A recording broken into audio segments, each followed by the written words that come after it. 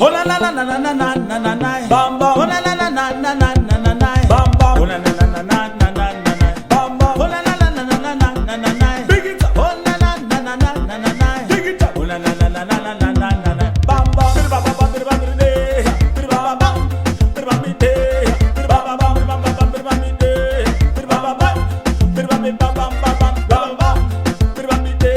Bir bam bam bam. Good day, everyone. Welcome to Home and Away Jamaica, where we connect Jamaica with the diaspora. Today, we're very fortunate to have with us Mr. Trevion Manning. Mr. Manning is Director of Planning of the St. James Parish Council. Trevion, good morning, good day. How are you? I'm good. How are you? Thanks for having me. Yes. Thanks for answering our call to come on the show. What we want to focus on today, Trevion, is, the focus is for us on this show is the Jamaican community who many live outside Jamaica, but still want to participate in, the housing market in Jamaica. They want to invest, they want to build their own home, and also Jamaicans locally, Jamaicans who want to be involved.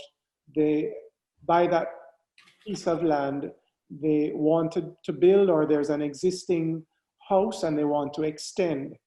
There is some hint of understanding that the process starts with the parish council, but I don't think people are quite clear because there are a number of agencies out there. We have NEPA, we have the Town and Country Planning Authority, and the approval moves through different planning agencies. We have NWA, National Water, we have Fire, and even the astute professional sometimes isn't quite clear on the process. So what we're going to ask you to do this morning is take into account who our audience is, bearing in mind, what someone's intention may be, whether it's greenfield, building on a piece of land, or existing construction or expansion to an existing unit. So if you could explain to our viewers and listeners, what is the role of the parish council when it comes to development? Okay. All right. As I said, thanks for having me. And this is, we do appreciate this opportunity for us to help to educate the public on our roles and responsibilities. And the first one is that we're no longer called the parish council. We are now municipal corporations. And that is for all what was called the parish councils island-wide. So we are all now municipal corporations. But our roles and responsibilities have not changed. If anything, they have expanded. So directly as it relates to the building application process or development application process, we have in two aspects. You have subdivision. For subdivision approval must come through the parish, the municipal corporation, or the local planning authority, as we are designated. That is when you have land and you want to have it divided to give, whether to give to relatives, your family. Parents died leaving a will, as we know with persons in the diaspora, they inherit land after their family has passed, and they are having trouble in getting the necessary documentation. So that is a process through the subdivision approval process. But specifically, once you have for the building, in terms, as you said, there are many agencies and many different things that you would have to deal with. All right, so let's begin. If you have a piece of land and you want to either expand on it, if you have an existing structure and you want to make it better, your parents are living in a house and now you want to expand on it, you would have to come through the authority. So the Building Act, and we have a new Building Act that was passed in 2016. So it's that Building Act now is an upgrade from what we had before. and it is incorporating the International Building Code. So that means that a lot of what you may see happening in the developed countries, the standards that we're using have increased. So what it requires is that any form of building that you're taking place, any modification, alteration, extension, must be first granted an approval by the municipal corporation. So in terms of your first step, I would advise persons, all right, if you look on if you have your proof of ownership is critical. That is, how do you know that you own the property? Is it that what we find is that some lands, you say you got it from your parents or grandparents, and you don't have any clear documentation that it is yours. You know, they gave it to you, but is your name on a registered title. So the area that is critical is to ensure that you have ownership of the property. What happens for family lands is that when they go forth and start building on family lands, and then you find that a brother, sister, cousin persons come in, and we have seen a lot of contention in this area. So we would ensure that you have, you know, speak with your attorney, or if you want to dialogue with the municipal corporation, we're always open for what we call, you know, pre-submission dialogue. So you just come in for just a consultation to ask questions, or you can call us. So if you have the registered title in your name, that is one. You need a property tax certificate. That is to show that you have paid all your land taxes. So that is also a document that must be submitted with your application. And we also ask for a surveyor's ID report. That is where a commissioned land surveyor would go and do a survey of your property to make sure that the boundaries are where they're supposed to be, there is no encroachment or so forth, so that whatever structure you're proposing, the council can be sure that this is the land and this is what is on it. Now, back to the title before we move. A critical point with land titles, they are what are called encumbrances or restrictive covenants. Now, this is an area that causes some problem because you buy or inherit this property without knowing what your limitations are or what you can or cannot do with the property. So, Robert, you would be familiar being an attorney as well. So what you ask is when you look on the titles, you read those little fine prints on the bottom of the title. It tells you how far you can build from your boundaries, what type of, some of them will state single family dwelling, no commercial activity, no church, no school. It is for resort purposes, etc. So this, if you purchase a land and you say, what we see, a common one coming up now, you have setbacks from the boundary of, say, typically 5 feet for schemes, 10 in other areas, or say 20 feet from your front boundary. And when you go there, you find out that you have built closer, or the person, your contractor or whosoever, built and just tell you that, yes, man, you can go ahead. And when you come to us, we realize that you have breached, or the surveyor does the ID report. That's a critical thing that they always identify, is the breaches. So if we find out that you have breached your setback, then that's an issue with you going forward and how we would look on approval for that. So you would have to first try to rectify that to see if it is something that can be modified, and then you would have to go through that process of modifying your restrictive covenant, which the attorneys will tell you can take some time through the courts, a couple months onwards. A year. So that can cause you a lot of problem. And in some cases where you are built too close, we, the municipal corporation, because it has to be modified through the Supreme Court. So that is not something that is the municipal corporation's responsibility solely. What the courts want to see is that between NEPA and the municipal corporation is in agreement with the modification. And a lot of times we are not in agreement with it, because persons go ahead and build without our approval and then coming for us to say no objection. And one of the things that we have started to do, before you can get an objection from us, you would have to submit a building application for whatever the breach is. So you would have to first conform with our Building Act before we can say we offer no objection. So that I would tell you to check on those early to prevent headache and heartache, because sometimes what you have to realize, persons will have to go and demolish the sections that are in breach in order to get to move forward.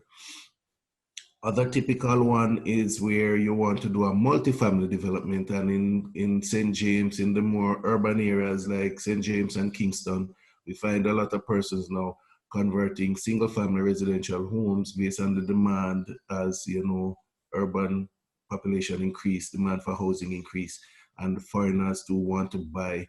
They don't want a big property to manage. They want to just have a nice 2-bedroom apartment that can be rent. We see Airbnb taking up precedence more now, and if you're coming back, you want something easy to maintain. So you would have to have that covenant modified from a single family to allow for multifamily development. And in cases like that, we are, in a lot of cases, depending on the location, we don't have an objection to that. So that would have to be addressed. Moving into the plans now, you would need a complete sets of architectural drawings for when you're submitting. Once your proof of ownership is complete, that will include site plan, location, your elevations, floor plans that you would need an architect to prepare. Now that is where the challenges start in some cases, because of the persons who you may have designing your building, and how they ensure that some of them, they don't pay attention to the covenants, and when it after you have paid them and it comes in, then you find out that the council or building officers or my planning officers realize that it is not in conforming with the covenants, and then we have issues and it extends a period of time. A typical building application takes in our municipal corporation 4 to 6 weeks for approval. That is a simple single family extension or new construction, you know, because once it's there, it's easy for us to circulate. We meet once per month. So depending on when it's submitted, then, you know, 4 to 6 weeks. The time is extended depending on if we go there and see something that is not in conformance. Say you have a land that is on a slope or a hill, and the architect or draftsman prepares it showing it on a flat surface. So that is one of the challenges that we find too. They didn't indicate, when you do the measurements, you see it may be bigger than what it actually, how it can fit on the land and stuff like that, and how their method of sewage disposal, they may put something that is not in conformance with what we are using now. Some people used to the old time absorption pit, but that is no longer approved, allowed. We more go, the minimum we take is a tile field, and we go to reed bed, evapotranspiration beds, biodigesters, and from secondary to tertiary treatment systems. So that is to protect our groundwater and ensure that we don't have pollution of underground water sources. If it is connected to a centrally sewered system, that makes it even that much easier. So going through, we would say the plans, once you have your completed, that would say you contact with a registered architect or a professional draftsman, depending on the size of the structure. If it is over a certain size, now the government is requesting registered architects to prepare, and you need an engineer depending on the complexity of your development. So once you get all of those documents into us, we try and circulate it as fast as possible because we like to get the plans out, and the rates vary depending on the type of development. So we have for single family dwelling, the rate is $180 per square meter to submit to us. For multifamily, it's $225 Jamaican per square meter, and it goes up to as high as $315 for a resort development. So that is in the hotel sector. Yeah, so once you have the drawings and you, the architect or draftsman would have to know how to prepare those drawings to our standards. We have a checklist that tells you everything that should be included on the drawing. And it meets our standards and submitted, and we circulate it. If it's a commercial structure, it would have to go to the fire department, and if it's a residential, it would only go to our internal roads and works and public health. So the residential one is the one that have most of the challenges for your viewers. If you go for those who are doing multifamily, if you're doing over 9 apartments, then you would require environmental permit, and depending on it, you would have to send it to NEPA and then National Works Agency. So that is a much longer process. We try to keep that within 3 months. So that you would have to send it off to Kingston for them to do their evaluation, and that you may, for the environmental permit for discharge of the sewage, plus for the number of units. So that is a more complex process. So when it goes there, it will take you that much more time, you know. So multifamily development is a more extensive process, because even after you get the first building approval and erect the structure, you'd have to come back and apply for the strata approval, which is to say that you have done everything in accordance with the building, how to erect it, and NEPA's permit, NWA, etc. And once you get the strata, then you would have to go to the strata corporation or real estate board for their license to sell those apartments. And then, so that is a whole different process. So every building and development must come through the local authority. So if somebody is selling you a structure, or even in the same strata, an apartment building, it is better for you. You can always consult to ask us if there is an approval that has been granted for that development. So we would have, within the respective parishes, all of them would have to get the approval from each parish. So anything in St. James would come to the St. James Municipal Corporation. In Kingston and St. Andrew, the KSAMC, Kingston and St. Andrew Municipal Corporation, etc. So it's just the parish that you have to get that responsibility from. So I think, Robert, that would cover. Is there anything that I didn't elaborate on that you want me to highlight? I think you've covered fairly well the full spectrum from start to finish. So what I've gathered is that the first thing we need to establish for anyone embarking on this path is ownership, proof of ownership. Yes. As you said, in the diaspora community, many persons inherit land. Many times we have unregistered land. Yes. So, you know, persons have to take the first step of bringing that unregistered land to what we call first registration, getting your title. And that can take some time, confirming proof of ownership, root of title. And so there are those preparatory steps. Then you said we have to examine the title to determine what the covenants on the title are.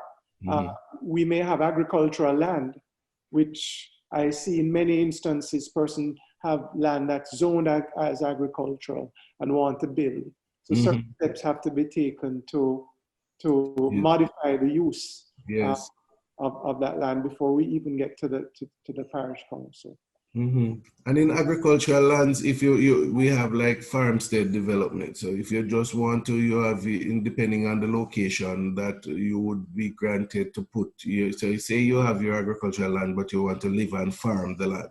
So you can get approval to put your house on a section of the land, ensure that it still remains in agriculture, but just that you will be living on the property and doing your farming at the same time. But that point is critical, the zoning of the area, and that is what you would find from us when you come to the municipal corporation. So the consultation, calling, checking before you go ahead and do anything, even purchasing, person show you this piece of land and say, oh, this is good and you can do anything you want with it. I would ask for, for caution and, do your background checks, because some of the time, this is why we have some unscrupulous persons from time to time. And, so I would advise you just to do some background check, you can always call the municipal corporations and to check and say, what is the zoning? What can I do with this land before you go ahead and purchase, you know? So those are some steps that we would encourage you to take to ensure that the process is easier for you and aid in your decision-making process. Well, Trevion, thanks. And I think the takeaway is, and I've seen it in my own experience, is that the municipal corporations are becoming more client-centric. There's more of a customer service and customer-friendly approach. And I think what would serve our viewers well, as you've said, is call, come in if you can, and where possible, get that no objection, get that pre-approval, get a sense as to what the boundaries are, yes, of obstacles, potential obstacles, and pull whatever resources, professional resources you need together to make sure that the process is not a painful and costly one. And that it can be, yes. So, Trevion Manning, want to thank you again, Director of Planning of the St. James Municipal Corporation. Thanks for being here. I know you're a very busy person, so thanks for sharing with us some very invaluable advice and direction. All right, thanks for having me. And as again, your client, feel free to contact us if you're building. We'd recommend coming to St. James to do your development. Because St. James is where, you know, we're seeing all the growth, tourism. Yes. We are one of the fastest growing cities in the Caribbean right now. So, you know, yes, we're going, and we have increased some densities. So, I mean, in certain areas, persons can get higher densities. So, you know, that, you know, for developers are loving that right now. So, you know, an expansion of the public sewage, which gives the opportunity for more density. Right. So that is also something we are looking at improving as well. So, you know, feel free to contact us and we will be happy to assist where we can. Thanks again. All right. And stay safe. All right, bye. Bye-bye. TV, bam bam, on the street, bam bam.